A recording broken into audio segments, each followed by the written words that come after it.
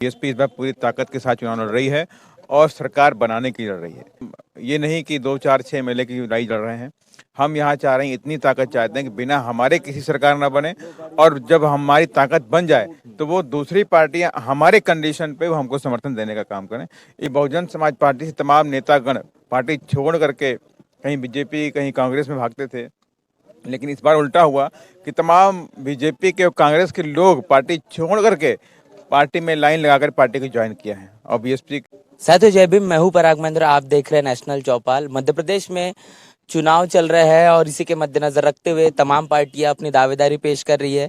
Bahujan Samaj party की तरफ से भी अब पूरी चुनावी इस रैली को और पूरी रणनीति के साथ में बहन मायावती के माध्यम से भी लगातार मध्य प्रदेश के अंदर में आज निवाड़ी के अंदर दूसरी रैली थी, बड़ी जनसभा थी। हमारे साथ में बहुजन समाज पार्टी के राज्यसभा सांसद इंजीनियर रामजी गौतम है। सर, क्या कुछ बताएंगे आज के दूसरी जो निवाड़ी के अंदर में जो जनसभा हुई, जो रैली हुई बहन मायावती? अब मध्य प्रदेश के अंदर में लगातार हमको सुनने मिला कि 8 रैलियां होने वाली है, 10, अभी वो तकरीबन 11 भी हो सकती है। इतनी रैलियां बहन मायावती के मध्य प्रदेश के अंदर में हो रही है, क्या कुछ कारण है? कारण देखिए साफ है, इस बार बहुजन समाज पार्टी पूरी ताकत के साथ में प्रदेश में लड़ रही है। और इससे पहले भी सुबह की जो मंगावली की रैली थी वो भी एक ऐतिहासिक रैली थी और यहाँ पर भी काफ़ी गैदरिंग थी। और माननीय भाई ने अपनी स्पीच में बोला भी है कि बीएसपी इस बार पूरी ताकत के साथ चुनाव लड़ रही है और सरकार बनाने की लड़ रही है। कि माने हम ये नहीं कि 2 4 6 एमएलए की लड़ाई लड़ रहे हैं। हम यहाँ चाह रहे हैं, इतनी ताकत चाहते हैं कि बिना हमारे किसी सरकार ना बने, और जब हमारी ताकत बन जाए तो वो दूसरी पार्टियां हमारे कंडीशन पे वो हमको समर्थन देने का काम करें।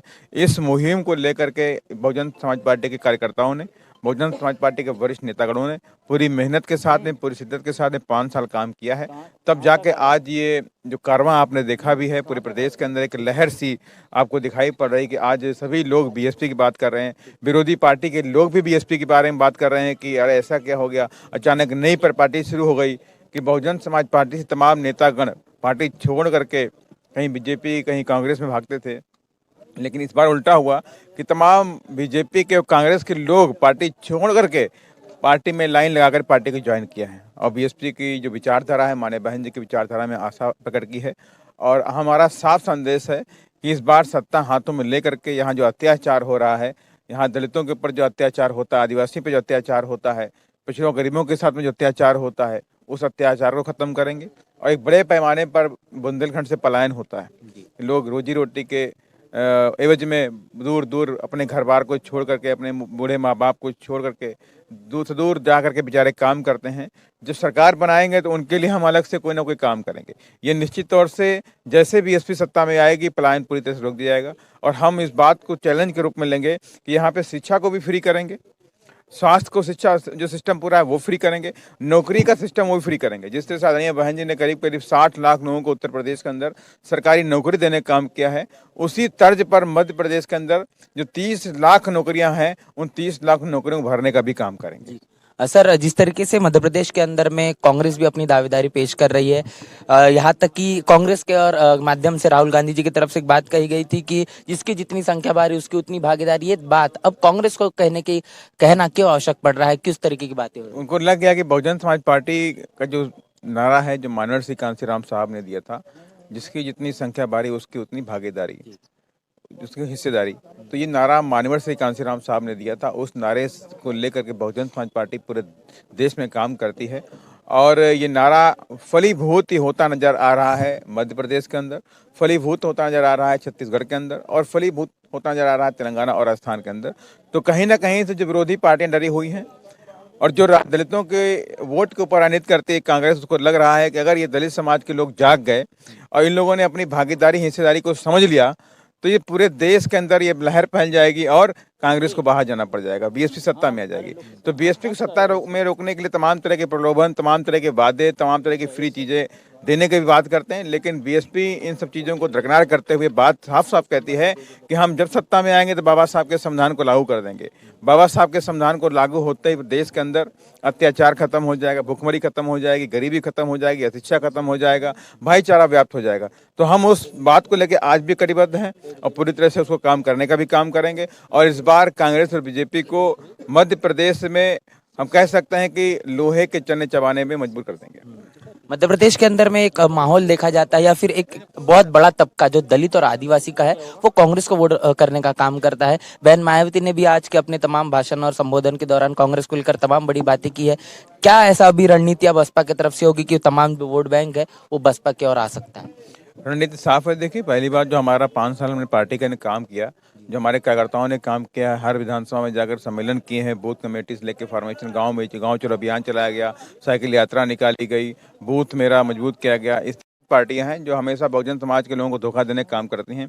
इन्होंने पहले बाबा साहब को धोखा दिया, मानवर श्री कांसीराम साहब को धोखा दिया, और जब ये मूवमेंट और मिशन आदरणीय बहन जी लेकर चल रही हैं तो आपने देखा भी है कई बार कांग्रेस ने ही हमें धोखा देने का काम किया। हमारे कई कई बार हमारे विधायकों को तोड़ने का भी काम कांग्रेस ने किया है।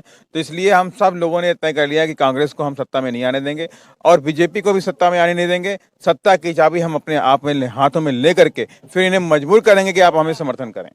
आगे और तमाम जगहों पर रैलियां बहन मायावती की कौन कौन सी और जगहों पर पूरे मध्य प्रदेश के अंदर बहन मायावती की कल रैली? आदरणीय बहन जी की जो रैली है वो हमारी एक कल दमोह के अंदर है, पथरिया के अंदर, और एक कल ही बंडा के अंदर भी है, और फिर नेक्स्ट डे 2 मीटिंगें रीवा और सतना में भी हैं, और इसके बाद फिर 9 तारीख को छत्तीसगढ़ में बिलासपुर और जांजगीर में है, 10 तारीख को दतिया में है और लाहार में भी है, फिर 11, 12, 13 में कोई रैली नहीं है क्योंकि फेस्टिवल है, होली का, दिवाली का त्यौहार है। तो उसके बाद 14 तारीख को फिर माननीय बहन जी की 2 रैली मध्य प्रदेश में भिंड और मुरैना के अंदर है। तो ये क्रम कंटिन्यूस चल रहा है और करीब करीब 10 रैलियां माननीय बहन जी कर रही हैं, और अगर आवश्यकता पड़ेगी तो आदरणीय बहन जी के आदेशानुसार उसमें हम कुछ और भी परिवर्तन कर सकते हैं। जी सर, क्या कुछ होगा परिणय? कहीं ना कहीं एक उम्मीद है फिर एक बार मध्य प्रदेश के अंदर में पिछले बार जिस प्रकार 2 परिणाम देखने को मिले, 2 विधायक मध्य प्रदेश से निकल आए, इस बार कितना आंकड़ा आप समझ पा रहे हैं या फिर क्या कुछ रणनीतियां अपरिमाणों को? पिछली बार की परिस्थितियां अलग थी। 2 अप्रैल 2018 का एक मुद्दा था कि हमारे जो SC ST का जो हमारा जो कानून था, जो हमारा सुरक्षा कवच था, जिसको भारतीय जनता पार्टी ने हटाने का काम किया था, उसको लेकर पूरे देश के अंदर युवाओं में आक्रोश था और उन लोगों ने उसे वापस दिलाने के लिए एक नीला आंदोलन किया, नीली क्रांति लेकर के आए, और नीली क्रांति में हमारे तमाम जवान शहीद भी हुए, तमाम बच्चों के ऊपर मुकदमे लगा दिए गए। तो ये आक्रोश था बीजेपी को रोकने के लिए। तो एक तरफा दलित समाज जो था, युवा साथी, उन लोगों ने बहुत बड़ी संख्या में उनको वोट देने का काम किया, लेकिन जब वोट दे करके उनकी सरकार बन गई, सरकार बनने के बाद उन बच्चों के ऊपर जब मुकदमे लगा दिए गए तो वो मुकदमे हटाए नहीं गए। डकैती जैसे संगीन धाराओं के मुकदमे लगा दिए गए, गैंगस्टर जैसे संगीन धाराओं के मुकदमे लगा दिए, शांतिपूर्वक धरना प्रदर्शन पर भी मुकदमे लगा दिए गए। यहाँ तक कि जो बच्चे वहाँ पर मौजूद नहीं थे, जो बच्चे स्कूल में थे, कॉलेजों में थे, जो लोग नौकरी पेशा वाले थे, जो वो अपनी जॉब में थे, उन पर भी इस तरह के संगीन आरोप लगा करके मुकदमे लगा दिए गए। एक एक व्यक्ति के ऊपर 25-25, 30-30 मुकदमे लगा दिए गए हैं। तो आज ये जो बहुजन समाज के जो नौजवान साथी हैं, बहुजन समाज के जो लोग हैं, उनको ये मालूम हो गया कि कांग्रेस करीब 1.5 साल यहाँ सत्ता में रही, लेकिन 1.5 साल के बाद भी इन बच्चों के ऊपर जो मुकदमे लगे थे, एक भी मुकदमा हटाने का काम नहीं किया।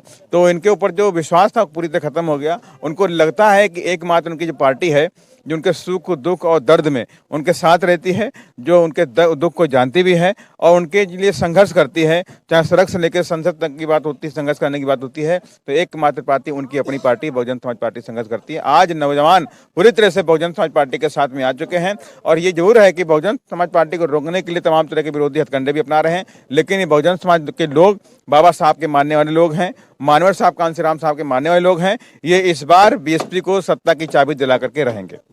बहुत बहुत शुक्रिया। हमने तमाम बातचीत यहाँ पर बहुजन समाज पार्टी के राज्यसभा सांसद इंजीनियर रामजी गौतम इनसे की है और खास तौर पर चारों प्रदेश के अंदर में प्रमुखता से वो अपनी जिम्मेदारी के तौर पर लगातार चुनावी पूरी रैलियों और पूरे जनसभा के आसपास और इसी के साथ साथ तमाम बड़ी जिम्मेदारियां उनको है। जिस पूरी बातचीत को लेकर क्या आपकी राय प्रतिक्रिया है? बहन मायावती ने अब जिस तरीके से मध्य प्रदेश के अंदर में तमाम रैलियां करना शुरू कर दी है, एक कहीं ना कहीं हलचल पूरे मध्य प्रदेश के अंदर में बहुजन समाज पार्टी के माध्यम से देखी जा रही है। पूरी बातचीत को लेकर और तमाम बहुजन समाज पार्टी की राजनीति को लेकर क्या आप कुछ कहना चाहते हैं? कमेंट बॉक्स में लिखकर जरूर बताएं। बने रहे नेशनल चौपाल के साथ, मिलते हैं वीडियो में, तब तक ले जय भीम, जय भारत। बहुजन विचारधारा को घर घर तक पहुंचाने के लिए हमारे YouTube चैनल को सब्सक्राइब करें, लाइक करें, कमेंट करें, शेयर करें और बेल आइकन की घंटी दबाना ना भूलें।